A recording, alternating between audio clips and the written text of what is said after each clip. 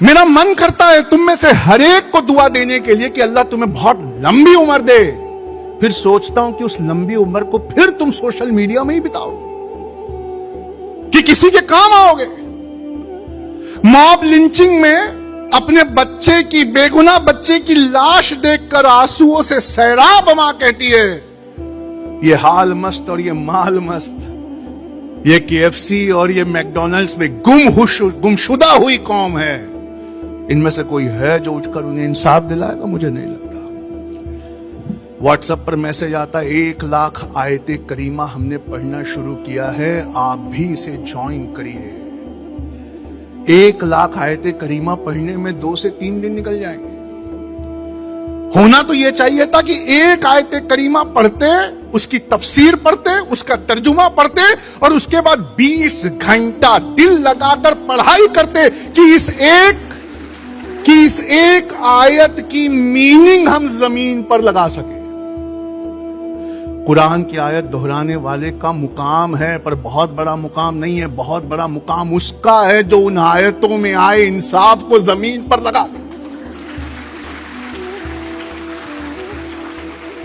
और मुझे नहीं चाहिए तुम्हारी तालियां, मैं तुम्हें आईना दिखाने आया हूं।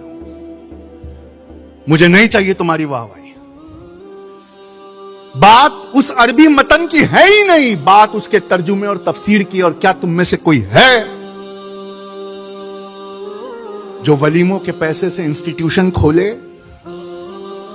जो हज और उम्रा एक बार कर ले, जैसे मेरे रसूल ने किया था, 1 हज 1 उम्रा, फिर हर साल हज और उम्रा की तैयारी करे और उसके पैसों से किसी बच्चे की फीस दे? है? नहीं है तो फिर कुछ बदलने वाला नहीं है। नहीं पढ़ोगे तो इंडियन आर्मी का पिछले महीने का, इंडियन आर्मी का, हमारी आर्मी का पिछले महीने का एक आंकड़ा सुनाता हूं। कश्मीर में हर 8 मिनट में एक नौजवान ड्रग्स में रिहैबिलिटेशन के लिए लाया जा रहा है। हर 8 मिनट में एक ड्रग का केस आ रहा है। ऐसा डिप्रेशन, ऐसा फ्रस्ट्रेशन वहां है। और मैं कश्मीरी भाइयों से कहना चाहता हूं कि यह ड्रग भी सरहद पार से आया है। यह डिप्रेशन, मैं आपको बताऊं एक बहुत अच्छी बात, तुम्हारे नहीं पढ़ने से मालूम है क्या हुआ? इस्लाम के मायने सलामती, सलामती वाले मजहब को ही आतंकवाद मजहब कह दिया। क्यों? उसकी नस्लों में किसी ने इतना पढ़ा ही नहीं था कि कोई बड़ी पोस्ट पे होकर वहां से